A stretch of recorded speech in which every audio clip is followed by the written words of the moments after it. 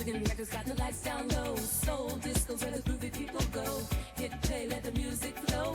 Old school beats with a modern glow. Hello everybody and a very warm welcome back to the latest episode of Hidden Jewels of Soul and Disco. I do hope you're doing absolutely fantastic. In this week's episode, I'm featuring an artist who is an absolute legend, the one and only Solomon Burke.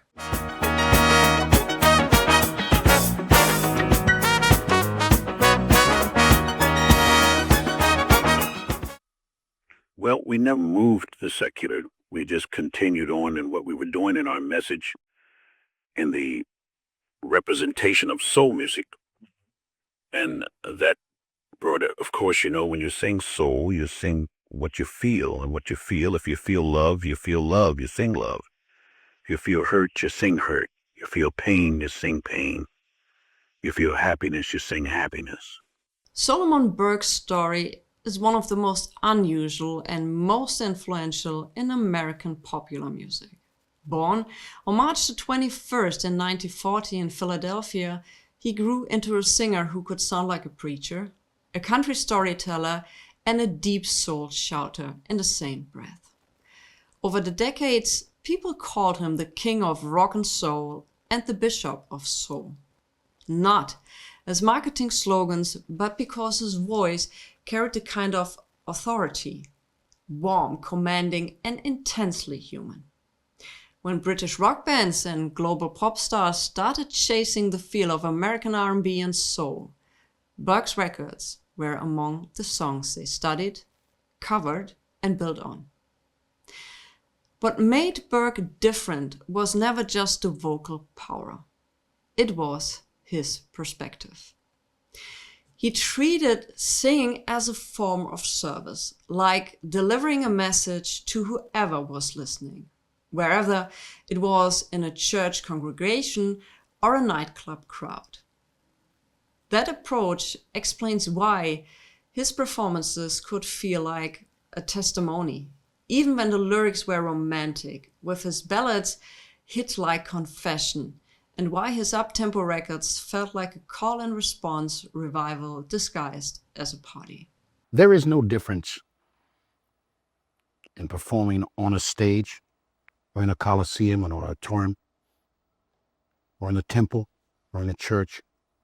For me, for many others, there may be a difference. But for me, I believe that I'm ministering in song and I'm singing soul songs of deliverance and love and understanding and joy and peace and sometimes sorrow. That worldview wasn't something he adopted later for image. It was built into his organ story. Burke often emphasized that his life began literally inside a church environment, surrounded by music, which is one reason gospel phrasing and spiritual urgency never left his style. And he presented himself as someone who chose discipline early, avoiding smoking and drinking, because he believed the voice and the message were inseparable. I was born in the church, actually born in the church. Church was going on downstairs when I was born. Trombones and tubas was playing, and so I really didn't get a chance to really let anybody hear me cry. So ever since, I've been like the voice in the wilderness crying out for those who don't understand. And that's basically what I'm about.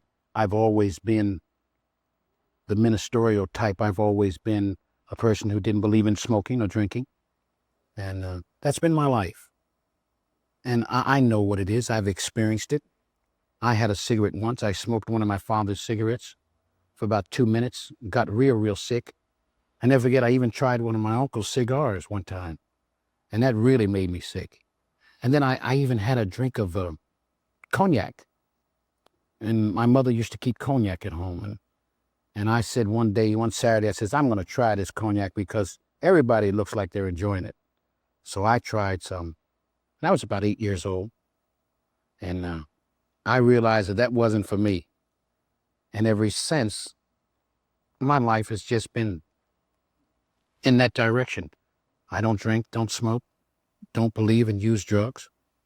He started his recording career remarkably young. In 1955, he cut his earliest known commercial sides for Apollo Records, including Christmas Presents, backed with When I'm All Alone. That moment matters because it places him at the very beginning of the soul era pipeline. A church-rooted teenager cutting records in the mid-1950s before soul had fully hardened into a mainstream category. Apollo became the first label to capture his raw materials, the gospel intensity, the tenderness, and the sense that he was speaking a song as much as singing it. In 1956 and 1957, Apollo issued singles such as I'm in Love, Why Do Me That Way, No Man Walks Alone, Walking in a Dream, You Can Run But You Can't Hide, and A Picture of You. Early recordings that already show his phrasing and his preacherly timing, even when the material was secular. Apollo later assembled a key artifact from that era, the 1962 LP Solomon Burke. It plays like a snapshot of a young artist whose roots are still visibly in the grooves. The tracklist draws heavily from those formative Apollo years. Titles like No Man Walks Alone, Why Do Me That Way, You're My One Love, and You Can Run But You Can't Hide show the balance between scared sensibility and secular subject matter. Even without the later Atlantic studio sheen, you can hear the blueprint, the way he leans into a lyric like a sermon point, the way he bends notes as if he was speaking directly to one person, and the way sorrow and hope sit side by side in the same performance. And here it is in all of its 60s glory. This is the 1964 reissue of this album, and I highly, highly recommend it. What I have to point out here is we are talking about recordings from the mid-50s. And if you are someone who says, for me, the audio quality and that I have a perfect sound experience is very important, I wouldn't recommend this album to you because it sounds like a 50s recording. It's beautiful. The songs are beautiful. But once again, if you're a super audiophile person, this album might not be your taste. Please go ahead and check it, but I have my doubts. If you want to have an original copy, they're out there and they're available. Once again, depending on the condition. I was very happy with this 1964 reissue. But let's continue, shall we? By the end of the 1950s, Burke was still searching for the right platform. In 1959, he released Doodly Dee Doo, It's Alright, on Philadelphia's Singular label, followed in 1960 by This Little Ring and I'm Not Afraid. Also on a Singular later reissue on Muller. These singles didn't define him the way the Atlantic run would, but they show an artist moving between styles, R&B, pop structures, and country influence before the industry had a neat box for what he was doing. The breakthrough chapter begins in 1961 when Burke connected with Atlantic Records, an absolutely legendary label. Atlantic didn't just give him better distribution, it gave him a setting where his hybrid identity, gospel feel, country storytelling, R&B grit could become a defining sound rather than a problem. In 1961, Just Out of Reach of My Two Open Arms became his first major charted hit for Atlantic. And it showed the world exactly what he could do. Pull a country favorite structure into the emotional center of a soul without losing the song's spine. I would have to say Just Out of Reach of My Two Empty Arms. It was my first country and western song. It was a song that said it could never be done. It was the first song ever done by a black artist, country and western, that reached the top 10. And it broke the color line for country artists today. And that's why we have black country artists, because of Just Out of Reach of Untamed Arms. From there, the early 60s Atlantic run becomes a masterclass. Cry to Me in 1962 sounds like a private conversation staged as a dramatic performance. If You Need Me from 1963 cemented him as one of the soul's greatest interpreters of devotion and adult longing. Everybody Needs Somebody to Love from 1964 became an enduring standard, and Got to Get You Off My Mind from 1965 gave him a defining commercial peak. These weren't just hits, there were templates for how soul could function. Church intensity applied to everyday life. And if you only know Burke from the big standards, it's worth stressing that he didn't stop evolving in the late 60s. Atlantic continued releasing important singles that kept him present on radio and in the culture, even as the marketplace shifted. Records like Keep a Light in the Window Till I Come Home from 1967, Take Me Just As I Am, also from 1967, and I Wish I Knew How It Would Feel to Be Free from 1968 show him stretching into social and spiritual themes more openly, without losing the romantic realism that made him a star in the first place. Around those records sits a deeper, sometimes harsher story. Burke's determination to define himself on his own terms. He pushed against being boxed in, argued over what his music should be called, and described periods where industry forces and gatekeepers could effectively make an artist disappear by restricting radio play, opportunities, or support if that artist didn't comply. They're looking to find this answer, this truth that I'm talking and singing about. They're looking to find how they can find the same peace that I'm talking about in my songs. And they want that deliverance right then, that instant deliverance without being hammered on the head by a preacher and a Bible and a cross. I think good about all of my people, the people that are in nightclubs, the people in the auditoriums, the people in the church. They're all God's children, and they're all seeking for total victory in life. They all want the good things in life. And I try to bring it to them in song and in message and in deliverance. He also spoke bluntly about the business mechanics that shaped and often harmed artists of his generation, especially around songwriting credit and publishing. The point isn't just a scandal, it's a legacy. Publishing is how families are supported long after the applause fades.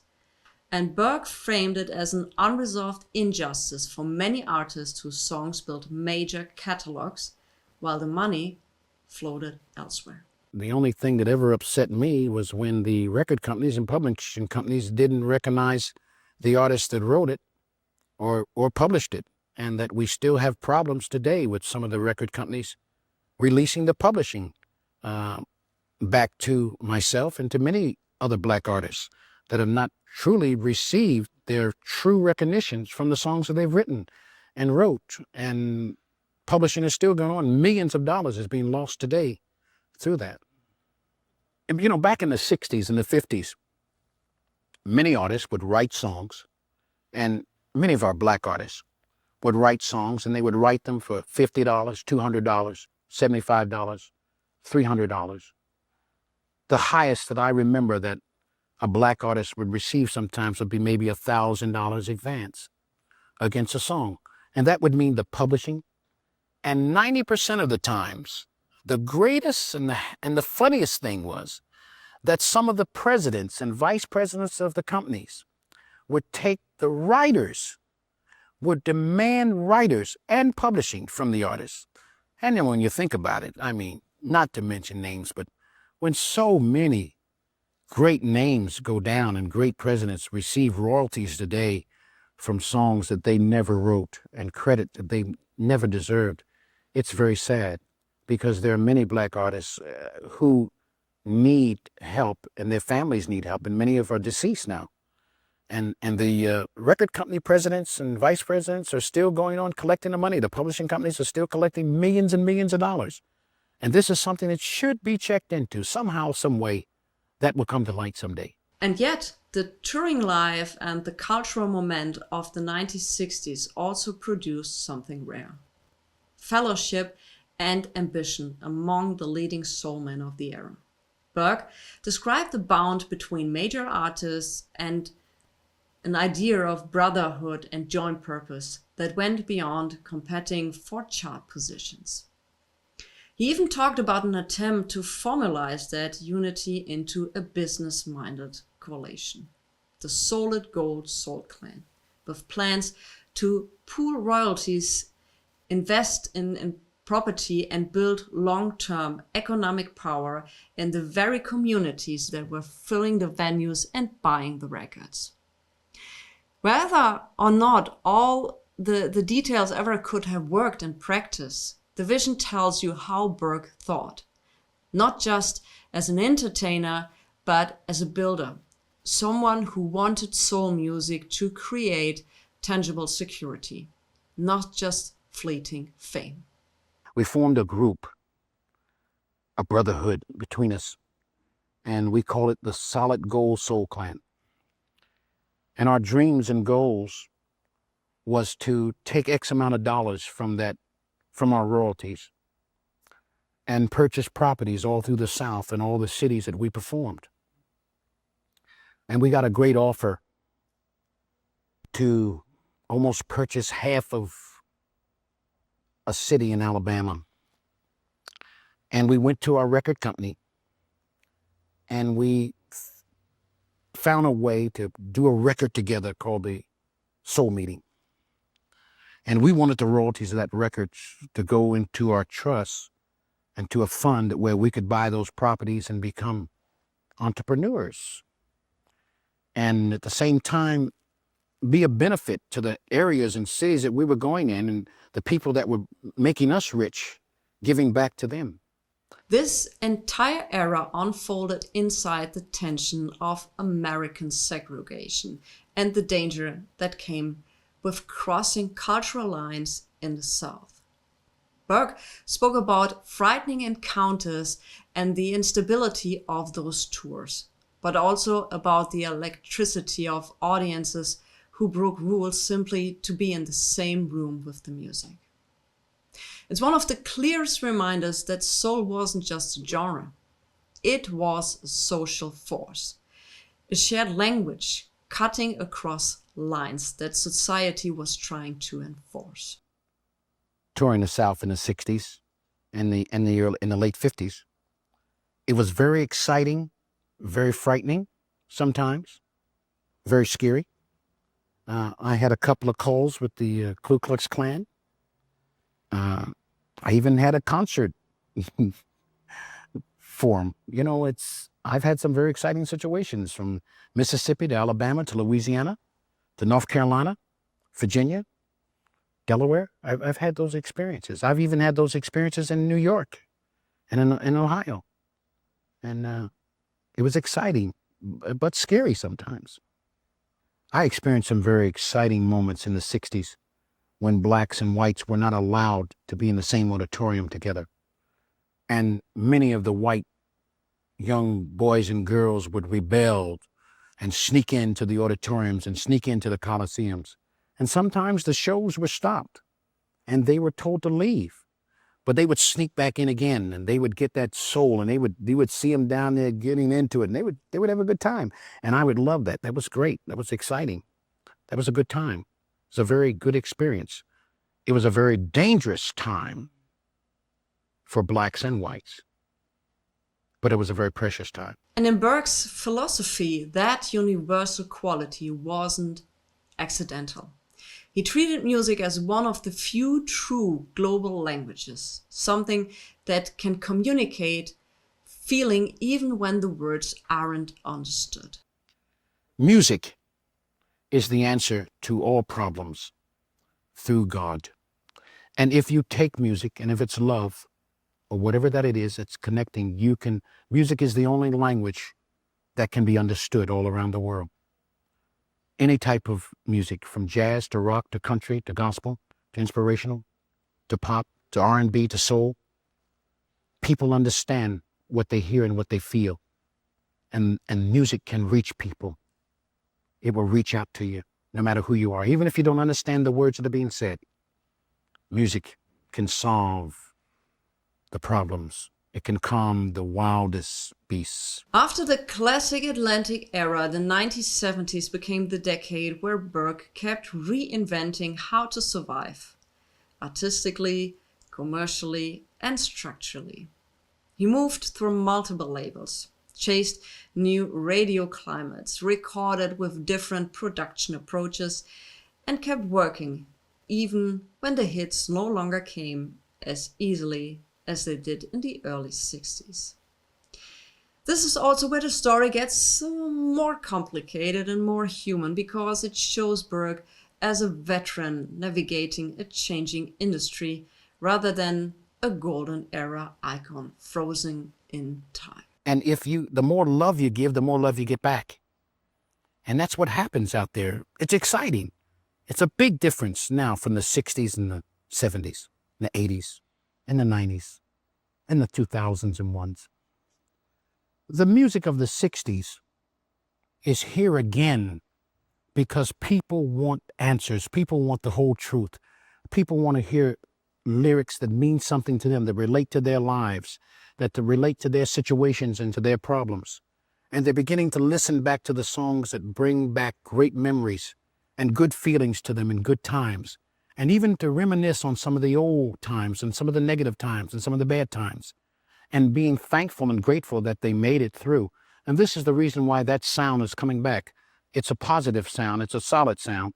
It's not a rap, but it's just a straight love song. It's a song of deliverance, a song of hope, and a song of joy, a song of understanding. The first stop was Bell Records, and it produced one of Burke's most strategic moves. In 1969, he released a version of Creedence Clearwater Revival's Proud Mary on Bell. It wasn't just a cover. It was a reframing, Burke taking a song already known in the pop world and driving it into the emotional center of soul. The record became a real hit on the R&B chart and even crossed to the pop chart. That same Bell period also includes singles like Uptight Good Woman, That Lucky Old Son, and The Generation of Revelations. Showing Burke testing different angles, romantic grit, classic pop material remade as soul, and increasingly reflective messages. In 1970, he also issued In the Ghetto on Bell, another example of how he could step into contemporary subject matter without losing the gospel force in his voice. By late 1970, Burke signed with MGM and formed MBM Productions, his own production company. An important detail because it shows that in the 1970s he was trying to build control and infrastructure around his work, and not just cut singles. His first MGM single paired All for the Love of Sunshine with Looking Out My Back Door. And the move signals what he was doing in that era, finding strong material, sometimes from outside his usual lane, and bending it towards soul. His first MGM album, Electronic Magnetism, followed in 1971 and documented Burke's meeting a new decade on its own terms, harder grooves, funk textures, and more modern early 1970s sonic environment. The MGM years also delivered real traction on R&B radio. In 1972, Burke scored a significant R&B hit with Love Street and Fool's Road, proving he could still break through on black radio, even as mainstream pop attention narrowed. Around the same time, he released more MGM material that could emphasize themes of perseverance and social awareness and self-determination. Records that didn't always translate into huge pop numbers, but kept him active, visible, and creatively engaged during a rapid changing decade. Another essential 1970s piece is how much Burke did outside the traditional album circle. In 1972, he recorded the official soundtrack album for Cool Breeze, placing him inside the early 70s film ecosystem where soul, funk, and cinematic storytelling overlapped heavily. In that same period, he also created music connected to the film Hammer, work that circulates more as film-related material than as a widely known mainstream album release. Even when he wasn't dominating the pop charts, he was working in the places where the culture was moving. In 1974, Burke moved again, this time to ABC Dunhill, and released the album I Have a Dream. The key single from that period is Midnight and You. It became another meaningful R&B chart moment and shows Burke leaning into a smoother mid-70s romantic palette. More polished arrangements, slower burns, and grown-up sensuality that aligns with the era's shift toward sophisticated soul. Then came one of the most important 1970s label chapters for Burke, Chess Records.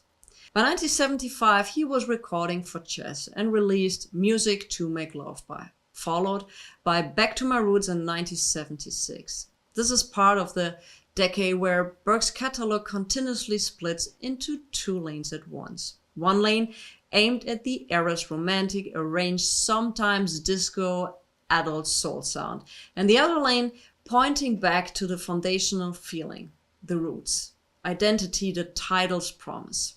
And importantly, this chess period was not just late career activity. It produced real, measurable momentum. You and Your Baby Blues became a notable R&B hit, showing that Burke could still land a contemporary single deep into the decade. The late 1970s show Burke continuing to record and release, despite an industry that increasingly rewarded newer sounds and younger branding. Projects like Sidewalks, Fences and Walls from 1979 document that persistence. Burke is a working artist who refuses to disappear, even when the business climate doesn't make it easy. Running parallel to the records was Burke's border survival strategy. He built practical stability outside the record industry, so he could keep performing and providing even when label support shifted. In other words, the 1970s weren't a gap in his story, they were a long-running chapter of adaptation. Fast forward out of the 1970s, and you can hear all of those themes: church, nightclub, testimony, love song, sermon, survival, collidate in another album, Soul Alive, recorded live at the Phoenix One Club in Washington, D.C. It captures Burke as a ceremony leader, shaping emotional in real time, stretching songs into lived experiences, turning a set into an event. You don't listen to Soul Alive for perfect polish.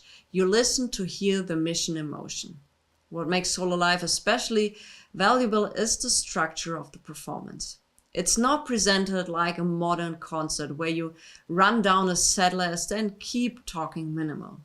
Burke uses medleys, extended sequences, and spoken passages, monologues that function like a pastoral aside. So the show becomes a narrative arc rather than a string of hits. The repertoire reaches back to the Atlantic era that made him famous. Moments of everybody needs somebody to love, tonight's the night, if you need me, cry to me, and got to get you off my mind are woven into longer passages that feels like a single evolving message. In other words, he's not merely recreating classics, he's re-inhabiting them, proving that the songs can still deliver the emotional work they were designed to do, night after night, decade after decade. That connection between scared intensity and secular reality is what makes the story bigger than a run of hit singles. The early timeline matters. A record debut in 1955 on Apollo, key Apollo sides across 1956 and 1957, transitional singles at Singular in 1959 and 1960, the Atlantic breakthrough in 1961 with Just Out of Reach, and then the defining Atlantic stretch through Cry to Me in 1962, If You Need Me in 1963, and Everybody Needs Somebody to Love in 1964, and Got to Get You Off My Mind in 65.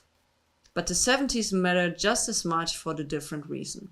They show what Burke did when the easy myth ended. How he kept moving, changed labels, built a production identity, found new hits in smaller windows, and stayed alive as a working musician across a decade that rapidly changed the sound of Black popular music. And what I wanted to show you is, while we were discussing Soul Alive, and I absolutely adore this album, I have something for me very special in my collection.